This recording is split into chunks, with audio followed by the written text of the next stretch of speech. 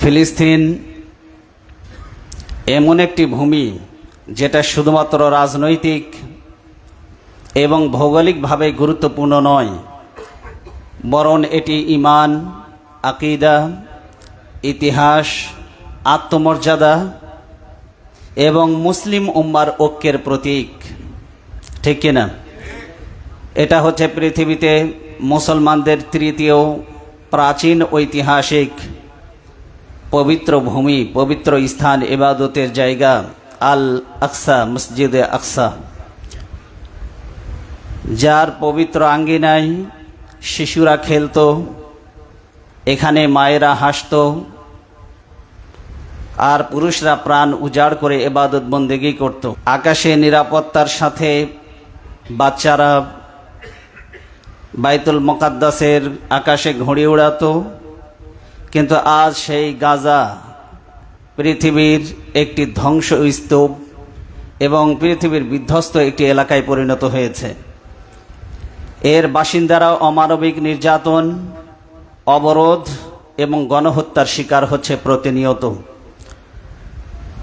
গাজার প্রতিটি রাস্তা এখন কবরস্থান, প্রতিটি ভবন তার ইট মানবতার জন্য কাঁদছে।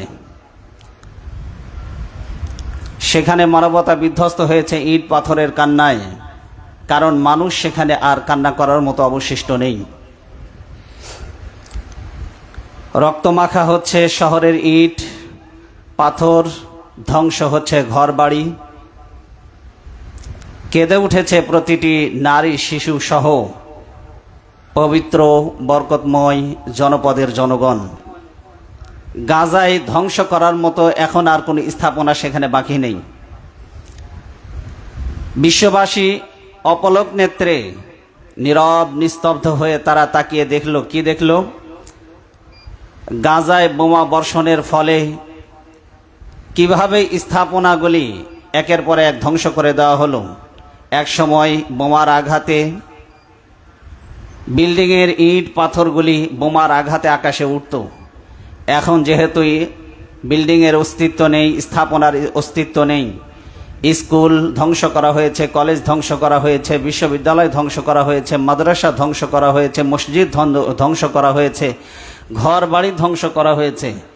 যেহেতু ইট পাথর এগুলি আর ধ্বংস করার মতো কিছু নেই, তাই বোমার আঘাতে এখন মানুষের ক্ষত বিক্ষত দেহ বোমার আঘাতে আকাশে উড়ে বেড়াচ্ছে। কথা বলেন ঠিক কিনা? আর এই ধ্বংসলীলা সংগঠিত হচ্ছে 200 কোটি মুসলিম সহ 800 কোটি মানুষের চোখের সামনে।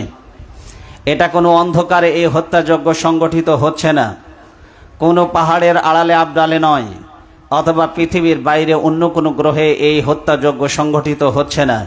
এই হত্যাযজ্ঞ সংগঠিত হচ্ছে 200 কোটি মুসলিম সহ 800 কোটি মানুষের চোখের সামনে। সবাই তাকিয়ে দেখছে। গাজাবাসীর সাহায্যের জন্য, এগিয়ে আসার জন্য আজকে আর কোনো মুসলিম অমুসলিম কোনো রাষ্ট্র পৃথিবীর মানচিত্রে নেই। এত ধ্বংসলীলার পরেও বর্বর মানবতা বিরোধী সন্ত্রাসী রাষ্ট্র ইহুদি রাষ্ট্র ইসরায়েল গোটা ফিলিস্তিনটাকে তারা উন্মুক্ত এক কারাগারে পরিণত করেছে। ফিলিস্তিনে প্রবেশের যতগুলি প্রবেশদ্বার রয়েছে সমস্ত প্রবেশদ্বারগুলি তারা অবরুদ্ধ করে রেখেছে। পৃথিবীর কোনো জায়গা থেকে তারা কোনো রকমের মানবিক সাহায্য, কোনো রকমের খাবার, কোনো পানীয়, কোনো রসদ, কোনো কিছু তারা ফিলিস্তিনের ভূখণ্ডে তারা প্রবেশ করতে দিচ্ছে না।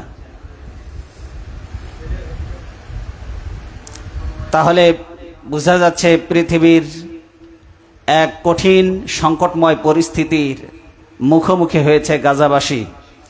আমরা দোয়া করি, আল্লাহ তুমি তাদের উপরে রহমত নাজিল করো, তোমার করুণার বারিধারা তাদের উপরে বর্ষণ করো, নিরাপত্তার চাদরে আমার ফিলিস্তিনি ভাইদেরকে তুমি আবৃত করো। প্রতিনিয়ত বোমা, বিমান হামলা, ট্যাঙ্কের গর্জন, ঘুমহীন রাত, বর্বর ইহুদিদের এই গণহত্যা এখন নিত্য নৈমিত্তিক ব্যাপারে পরিণত হয়েছে, তাদের অভ্যাসে পরিণত হয়েছে।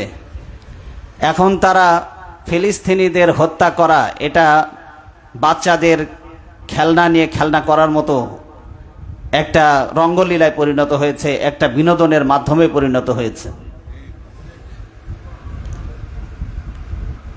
যেন অন্যের কাছে গর্বে করার বস্তু যে আমি এতজন ফিলিস্তিনি মেরেছি, যেখানে প্রমোশনের মাধ্যম কে কতজন ফিলিস্তিনিকে মারতে পেরেছে তার উপরে ভিত্তি করে তার সরকারি পদোন্নতি নির্ভর করে, কে কতটা দেশপ্রেমিক সেটা নির্ভর করে কে কতজন ফিলিস্তিনিকে হত্যা করতে পেরেছে এইটার উপরে নির্ভর করে।